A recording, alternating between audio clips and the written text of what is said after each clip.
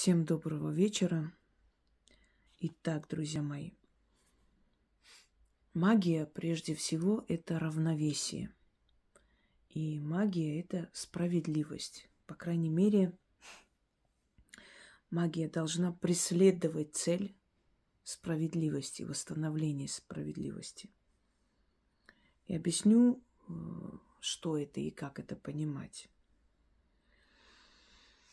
Ну, например, человек проходит по улице и не видит, да, нечаянно наступает на работника, который внутри люка что-то там чинит. Быть может, из-за того, что не поставили предупреждающие знаки, человек чуть не провалился туда и ногой задел другого человека, даже, может быть, причинил ему какие-то незначительные увечья, да, скажем, синяк оставил на лице. Нужно ли этому человеку мстить? Нужно ли его преследовать? Нужно ли на него наводить порчу, там, наказание какое-то, смертную порчу? Конечно же, нет. Потому что человек не хотел этого. Он непреднамеренно это сделал. И было бы несправедливо портить ему жизнь. Возможно ли портить жизнь человеку, который не виноват? Да. Но хочу вам сказать, что рано или поздно, а скорее всего рано, не очень долго это будет длиться, его выведут к практику. Или на какой-то полезный канал, где он, например, увидит какой-то нужный ритуал, проведет, и это все пройдет. Но тот, который несправедливо себя повел, он, конечно же, ответит. Лезет женщина в чужую семью. Муж и жена любят друг друга, действительно счастливы. Она туда полезла. Создает между ними ссору. Они переругались. Обиделись друг на друга. Она решила взять ребенка, переехать к маме. Но любящие люди могут и соединиться обратно, тем более, что у них ребенок. В этот момент, улучшив такой момент, а когда на мужчину наводят такие всякие такие вещи, мужчина начинает пить, и тем более мужчина вообще без женщины очень тяжело обходится. Жена ушла, обиделась, ему плохо, тяжело, знаете, такое выражение. Никто тебя так не понимает, как женщина, которая хочет увести тебя из семьи. И тут нарисовалась красавица. Тут же легла под него, давайте вещи называть своими именами. Сделала все для того, чтобы он... То есть, чтобы она об этом узнала. Даже устроила их встречу. И они расстались. Так любовница мужа моей сестры тоже так напоила его, устроила их встречу. Я уже хотела предупредить, сказать, но там немножко другой случай, сам по себе он подонок. Я уже хотела пойти сказать, и на меня уже не действовали уговоры родных о том, что не надо говорить. Меня уже это злило. Ее наивность, просто это сродни глупости, наивности и бесконечная вера в него. Уже собиралась идти, открыть ей глаза, будь что будет. И она сама позвонила и сказала, что она его напоила. Вы много знаете мужчин, которые в своей измене признаются. Это женщина может сказать, я полюбила другого, я ухожу. Даже если измены не было, она просто скажет это и уйдет. Мужики нет. Их надо ловить. Поймаешь, даже он на ней будет, а будет клясться, что она случайно упала. Я даже не помню, как там один все время жене говорил, да, что там на него воздействие какое-то магическое, он не помнит, что там с ним делали всю ночь. Но эта дура верила. Таким бабам вообще надо поставить памятник из говна. Да, они своей тупостью поражают порой. Но дело не в этом. Так вот, Там этой любовнице я мстить не стала, потому что я просто поняла, что она забрала такое дерьмо из ее жизни, после чего она начала развиваться, подниматься, купила себе квартиры и живет лучше намного. А там полностью просто была поглощена их проблемами. Ну, суть не в этом. Вот на время поссорилась пара, расстались. Точнее, разъехались на время, чтобы обдумать. И тут появляется красавица, лезет в семью и делает все, чтобы она об этом узнала. Ну, вот фотографию отправляет, видео вместе. У женщин есть такое коварство. Женщина может намного страшнее ударить, чем любой мужик додумается. И все. Она ему не прощает этого. Он и с ней может расстаться и не жить дальше. Естественно, не любит он эту женщину. Ну и жену не вернет, и ребенка. Вот разбила она семью, все. Сделала, захотелось ей так. Ей надо мстить. Ну, если есть желание, можно мстить. Если нет, можно и отпустить. Это уже как женщина решит. Но она заслуживает наказания, да. Потом такие бабы приходят, помогите. Я говорю, знаете, самое смешное, когда они скрывают. Вот нашли перед кем скрывать. Когда они скрывают, я говорю, ну вы скажите честно, зачем вы сейчас ходите вокруг да около? Вы в семью залезли, правильно? Вот вы сейчас получаете. То есть таких наказывать стоит. Еще раз говорю, они свое наказание находят в любом случае. Но если есть желание, это справедливо. Прошлой зимой я увидела сюжет, что меня потрясло до глубины души. Человеческая бесчеловечность, безразличие, которое загубило молодого парня. 19-летний мальчик, ну, он ребенок, еще дитё, вчерашний ребенок, что он там уже взрослый. Он, извиняюсь, единственный сын. Работал этот парень, чтобы помочь матери. Пропал, нету. Ходят везде волонтеры, спрашивают, пожалуйста, можно посмотреть камеры там, обычно по этой дороге возвращается. Может, напали на него, что случилось? Бензоколонка там, камеры ваши можно посмотреть? Приходите с санкциями и все прочее. Не дали посмотреть. Они искали, и через несколько дней нашли. Он провалился в люк. И там он еще был целые сутки живой в этой холодной воде. Представляете, в каких мучениях этот парень умирал? И вот твари в человеческом обличии, которые притворяются людьми, да даже вы сами сядьте, просто посмотрите, скажите, я сейчас посмотрю сам и скажу, перемотай, посмотри, ты же человек, ребенок пропал, это ребенок чей-то. Посмотрели бы, сказали, ой, он там провалился, спасли бы человека, понимаете, они это не сделали. Потом идут в эту фирму, которая занимается дорогами, они так нахально, нагло, с улыбкой. Никаких комментариев. Скажите, пожалуйста, эти люди заслуживают, чтобы их дети точно так же провалились в этот люк и там замерзли? Жестокие вещи говорю. Кто-то скажет, а ребенок здесь ни при чем. А знаете, что я вам скажу? Пока на своей шкуре человек не почувствует эту боль, он не поймет, понимаете? И я вам хочу сказать, вот то, что вы называете бумерангом и прочее, это ерунда, его не существует. Но есть вселенское равновесие. Вот в тот момент, когда человек думает, что все пронесло, всех купил, тут не увидели, там напугал и так далее, и пронесло, все хорошо. Или, например, те же, которые на заправке, к ним предъявить-то нечего, правильно? Да, они все правильно говорят, через санкции ой, фу ты, эти прокурорские, забыла эти слова, санкции вечно в голове. То есть разрешение и прочее. В принципе, их наказывать не за что. Да, они сделали, как посчитали правильным, нужным, как они решили. И этих тварей не накажешь, никто, вот концы в воду, как у нас всегда бывает, да, что делать и кто виноват. Вечные два вопроса в России извечно задают. И эти отмажутся, и те. Но пройдет некоторое время.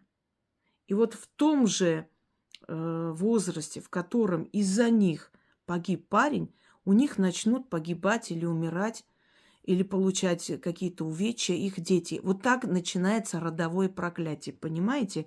Вот мы с вами посмотрели, я возмущаюсь, другие люди возмутились, прокляли их и так далее.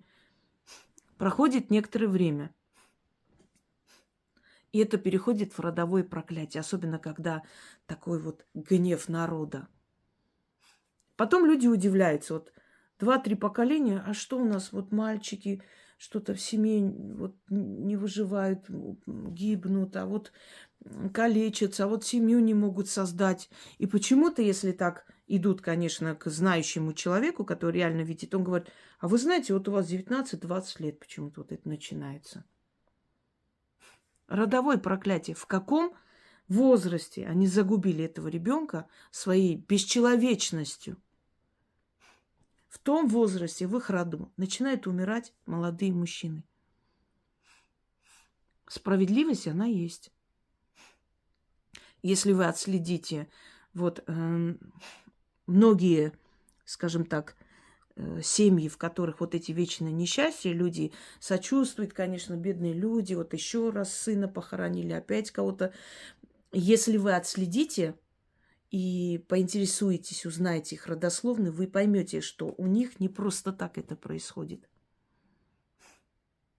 Я вам рассказывала о том, как в одной семье постоянно выкидыши, дети рождаются больные, как будто их калечат еще в утробе матери, понимаете, вот до такой степени. Хотя они очень бережно, очень вынашивают все, что нужно, там пьют, куда надо идут, лечатся и так далее.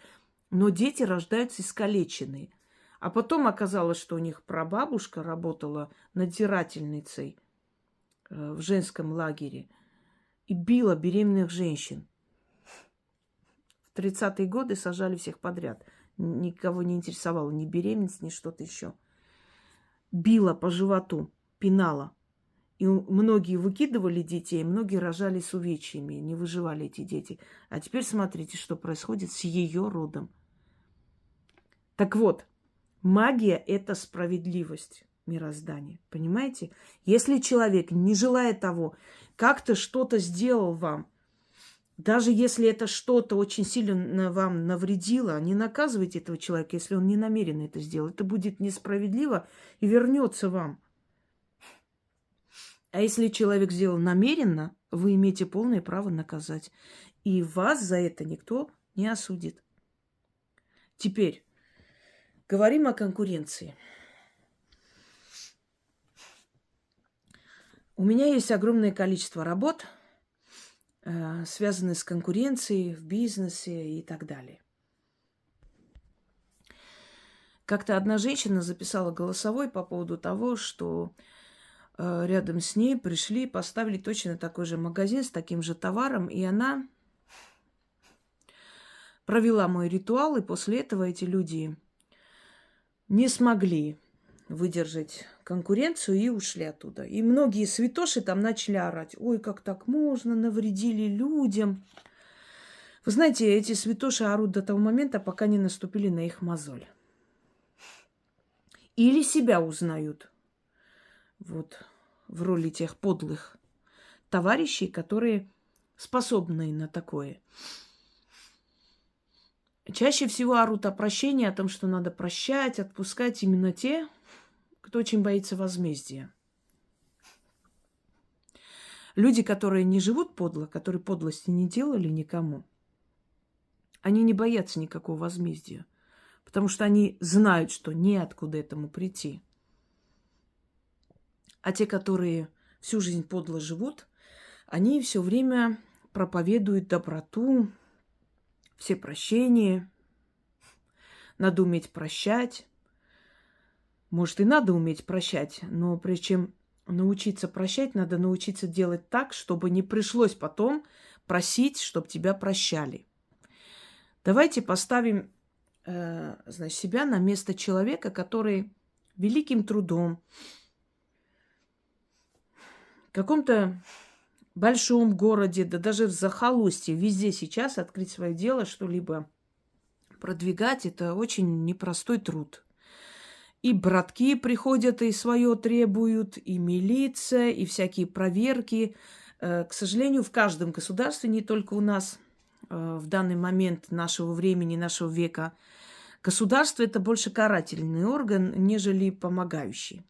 То есть государство с радостью штрафует, с радостью берет налоги, с радостью эти налоги добавляет. Если ты зарабатываешь больше какой-то такой суммы, еще отдельный налог за это. Понимаете, не туда посмотрел, какой-то налог за то, за все. У нас дерут налоги. Но какие-либо там, скажем, даже если ты звонишь в эти органы, то спросите, как, что сделать, где, чего, они понятия не имеют. Там сидят в основном люди, которые понятия не имеют, чем они должны заниматься и в чем состоит их работа. И изымать налоги, изымать деньги, штрафы, это, пожалуйста, всегда. И чтобы вести свою работу, свой бизнес, как вы называете, это нужно действительно быть целеустремленными, сильными людьми и много лет идти к этой цели, копить денег. Если ты взял в кредит, еще хуже. Это все должно окупаться, иначе ты будешь в минусе, да? И вот человек взял, продал, скажем, какую-то одну свою квартиру, мамину, которую он мог, например, продать и купить побольше дом. Он себе в чем-то отказал своим детям и создал что-то для того, чтобы его дети завтра могли на что-то жить. Он уже все сделал, он уже продвинул это, уже несколько лет там работает. Все, он оплачивает эти кредиты, более-менее детей своих учит. Все на этом человеке. И он тащит это все. Приходят люди, смотрят, здесь уже все прекрасно, все уже как бы эта почва, да, уже подготовленная к этому всему. Ставят рядом магазин или через дорогу. Вот, предположим, вы продаете посуду. Вот они поставили через дорогу магазин с такой же посудой, но по более низким ценам. Всякие акции организуют. Там один берешь, два бесплатно и так далее. И постепенно отбирают ваших клиентов себе. Потому что они знают, что люди-то идут за этой посудой. То есть это место уже полностью подготовлено. Человек уже своими стараниями привлек туда клиентскую базу. Все знают, с других районов едут там за посудой. И они смотрят, через дорогу тоже есть, подождите. А там низкие цены. Один берешь, второй в подарок. Какие-то акции, карточки. То есть заманивают как могут. И что получается? Получается, что ты все создал, сделал. А кто-то пришел по этому адресу. Там набрал продажа посуды в каком-то городе, да? По этим адресам поездил, посмотрел, где больше покупают, понаблюдал и взял, поставил рядом с тобой этот магазин и просто все живет за счет тебя. Что тебе делать? Смиряться, прощать, вторую щеку подставлять? Все ему продать, отдать и уйти оттуда?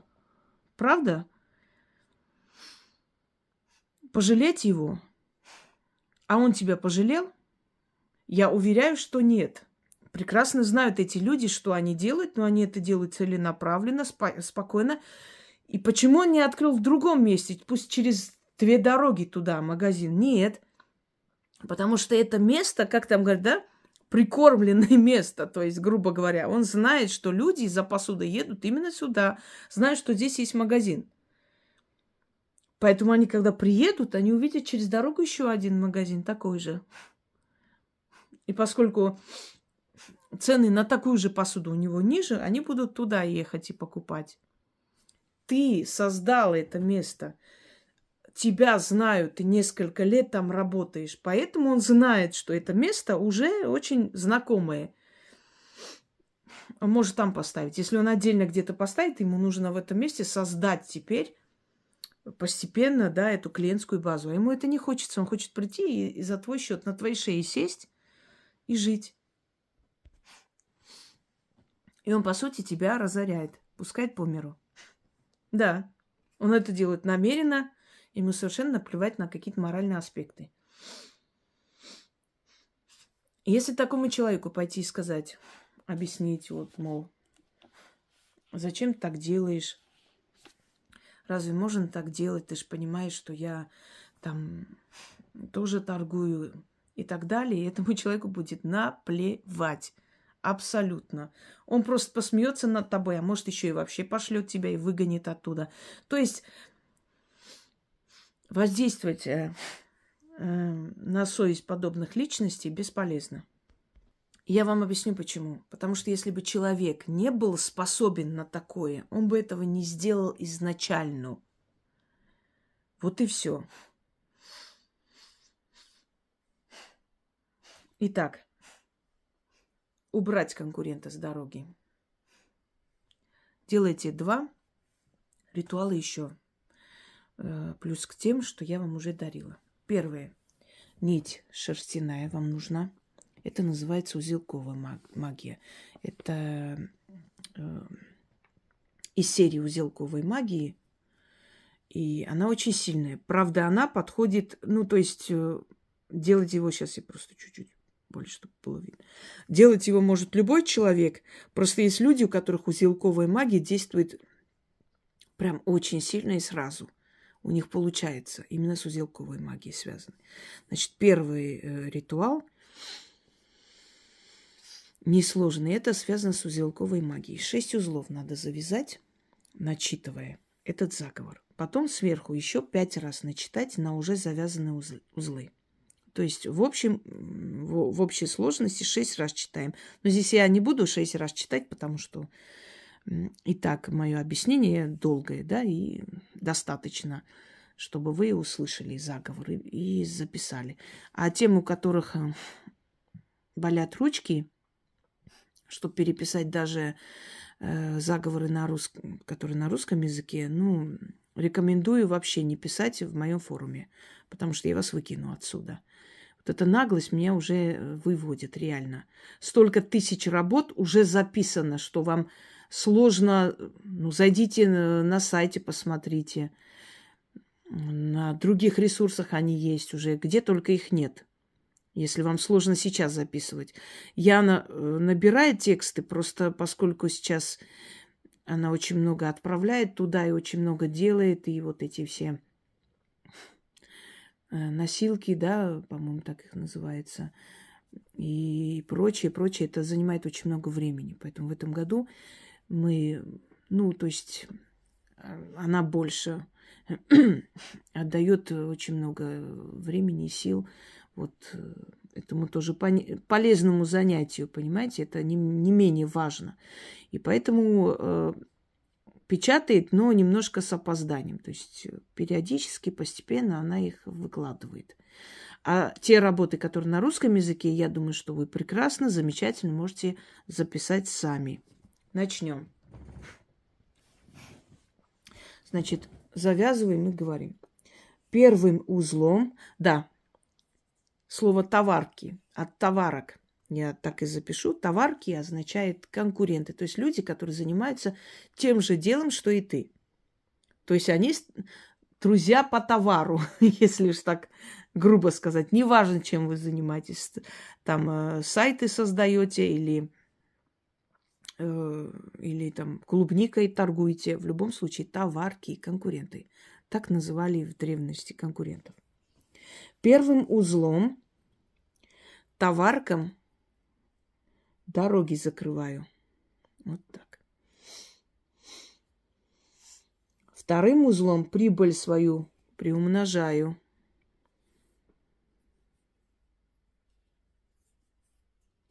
Третьим узлом всех клиентов у товарок отбираю.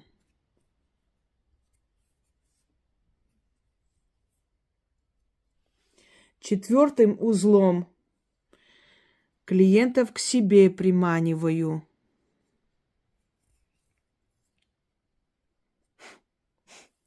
Пятым узлом богатство в сундуках и золото в закромах своих собираю.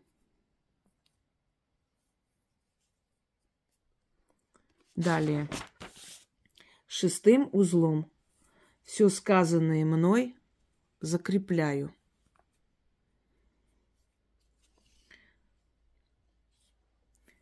Я купец молодец, всем купцам царь-государь. Хожу в мехах да в жемчугах, имею успех и уважение. Пешие да конные, ко мне спешите. Товарок моих не замечайте, мимо них проходите. Только к моему товару придите. У меня покупайте, меня до небес восхваляйте. Им шиш, а мне барыш. Им фига, а мне деньги в кошель. Я богатею, а они не удел. Все в дураках, а я при деньгах. Они в лохмотьях, а я в мехах, в соболях да в жемчугах. Истинно так, заклинаю. Вот это вот сделали, начитали. Потом сверху 5 раз еще тот же самый заговор читайте. И это носите с собой. Как только вы почувствовали, что опять ваши клиенты начинают туда идти, снова проводите. Это можете сжечь, можете выкинуть, оно уже потеряло силу, значит. Понимаете? Значит, как это может происходить? Ну, во-первых, перестанут ходить туда покупатели. Во-вторых, она может прийти поскандалить. Ты что-то сделала, я знаю. Так всегда подозревают люди, которые сами способны. И в-третьих, они могут просто сняться и уйти, увидев, что к ним нет покупателей. Как правило, еще раз говорю, такая конкуренция, она недобросовестная и всегда подлая. Понимаете? Если бы это были люди, которые тоже такое делают, ну, как можно обидеть, но люди тоже, это другой вопрос. Как правило, они всегда идут на то место, которое ты уже отработала, уже сделала все, что надо, ты уже заманила туда эту базу клиентскую, они идут на готовое место.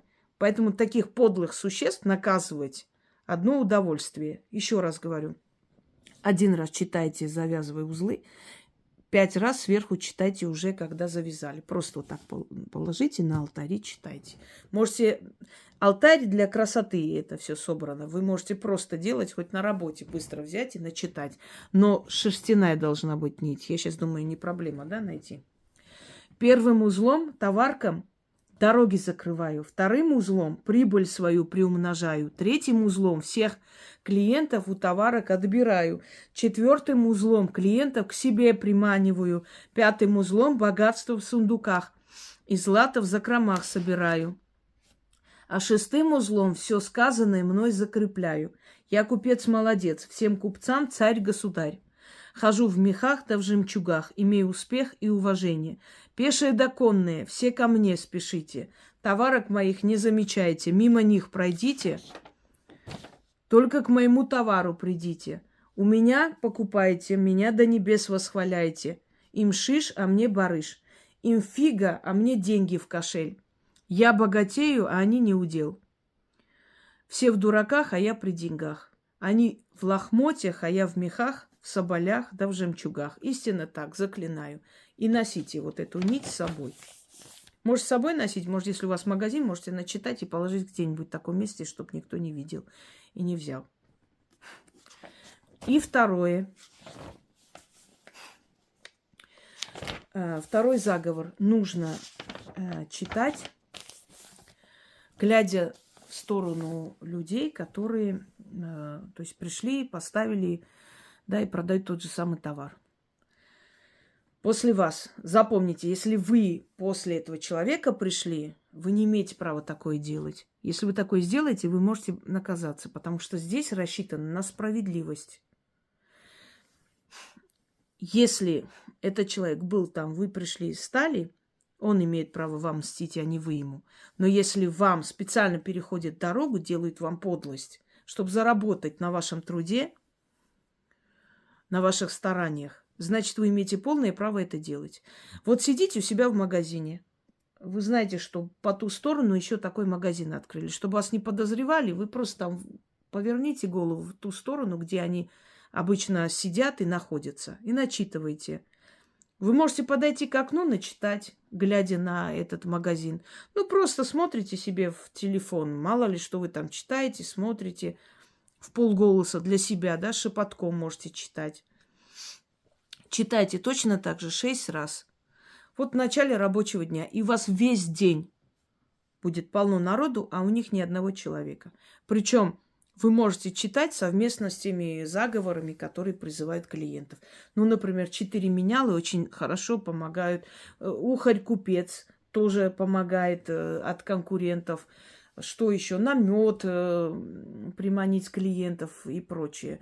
Я просто знаю случаев, когда люди хотели уже закрыться и уйти, потому что видели наглость и видели эту конкуренцию и понимали, что ну вот не получается никак. Потом начали делать и за несколько месяцев выровнялись просто. И все они уже знают, у них у всех там чертики, фортуны, у них у всех начитанные собой монеты и так далее. Да, во все времена купечество было опорой государства, друзья мои. Дочерей купцов брали замуж за великих князей и там королей Европы и прочее чаще, чем очень таких благородных девиц, потому что деньги многое решают. За деньги вооружают армию, понимаете, за деньги подкупают там, скажем, конкурирующую сторону, да, за деньги все. Немного, а просто 90%, если не 99% в этом мире просто решают деньги. Да. И поэтому экономика какой-то страны сильнее и богаче, даже если он не прав, его поддерживают. Вот в чем дело. Задумайтесь над этим. Поэтому, естественно, у всех купцов были какие-то свои талисманы, какие-то тайны, какие-то заговоры, которые они применялись. И это нормально, потому что от этого зависело их благополучие, благосостояние, жизнь, в конце концов, все что угодно. Итак, и следующее. Начитывайте, глядя в сторону конкурентов.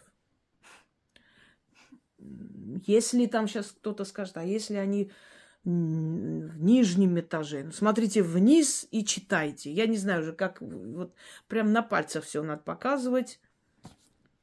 Начали. 6 раз.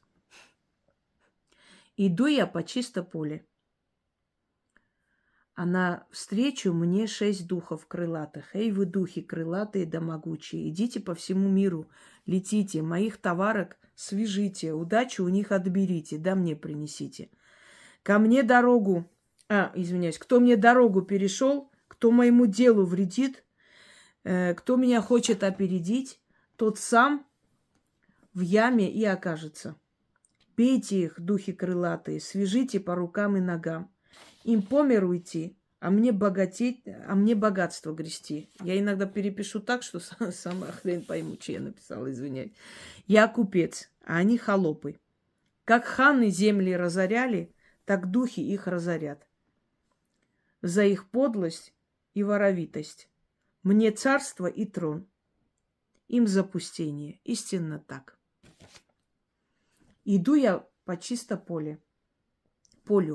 По чисто полю, извиняюсь. Иду я по чисто полю, а навстречу мне 6 духов крылатых. Эй, вы духи крылатые да могучие, идите по всему миру, летите, моих товарок свяжите, удачу у них отберите, да мне принесите.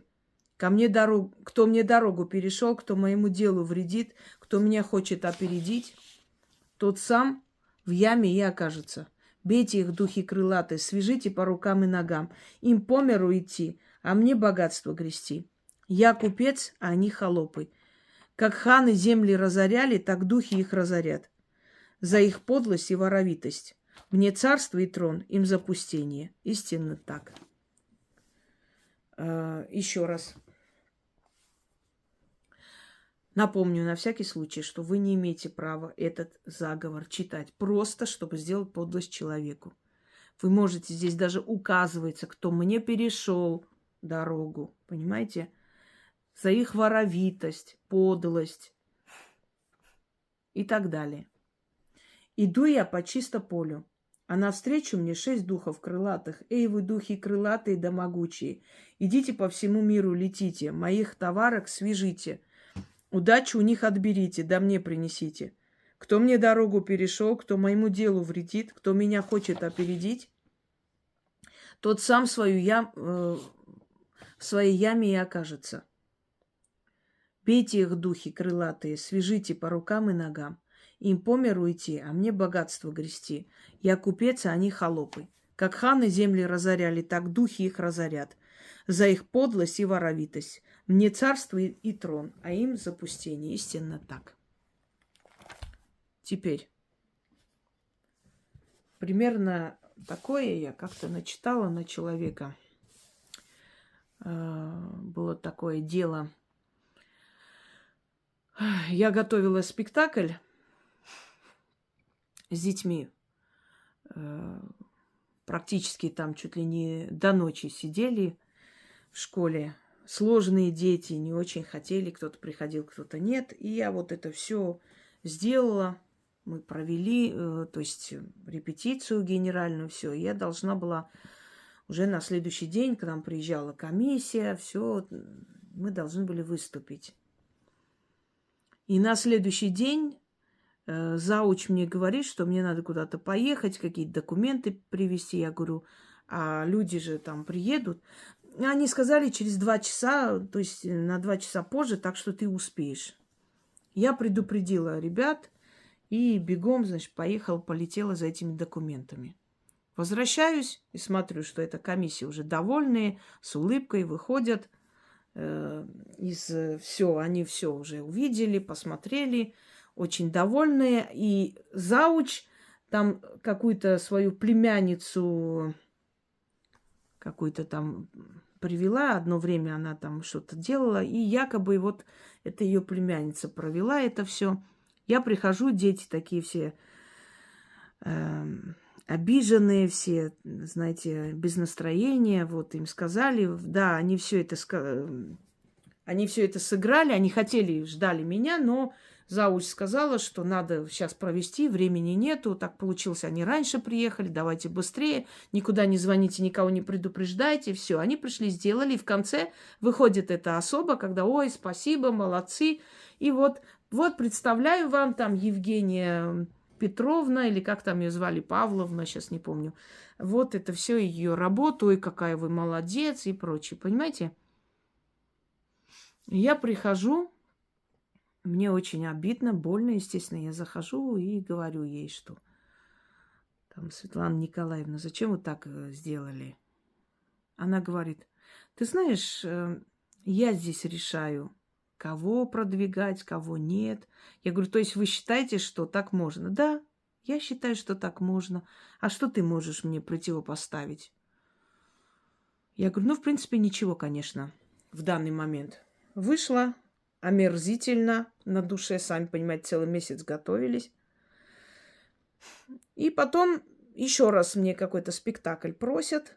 Я говорю, ах ты, сучка крашеная, значит, опять я буду проводить. Я это все сделала, как положено. Все, она пришла, репетицию посмотрела, очень понравилось.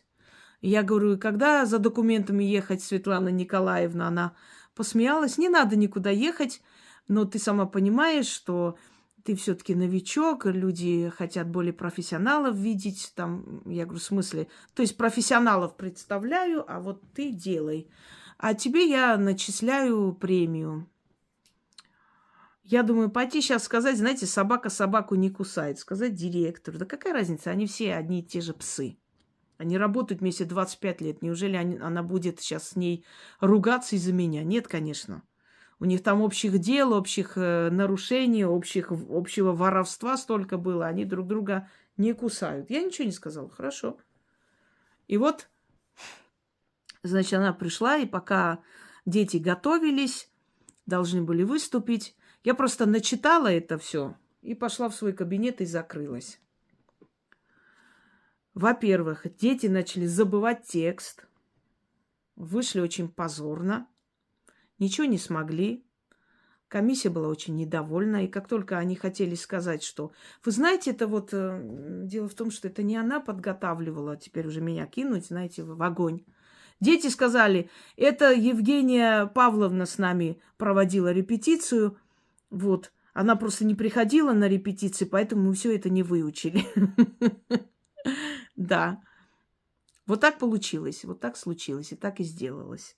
Никого ничему не учила, не просила, чтобы они это все... Оно само разрулилось, я потом уволилась, конечно, с этой школы. Но Дело в том, что и у этой мадам карьеры не получилось. Потом они узнали, что это все было обман, это все раскрылось как-то само по себе. Я нигде ничего не говорила, не считала нужным. Может быть, и неправильно сделала, но была молодая. Так что, друзья мои, если с вами подло поступает, вы имеете полное право этих тварей ставить на место. И никогда никого не слушайте.